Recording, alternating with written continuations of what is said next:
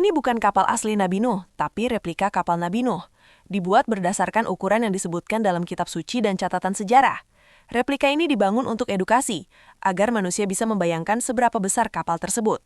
Tujuannya bukan membuktikan mitos, melainkan mengenalkan kisah banjir besar yang dikenal di banyak peradaban. Saat ini replika kapal Nabi Nuh ada di beberapa negara, seperti Amerika Serikat, Belanda, dan Hong Kong. Sementara kapal aslinya sendiri dipercaya sudah tidak ada. Like dan follow untuk fakta seru lainnya.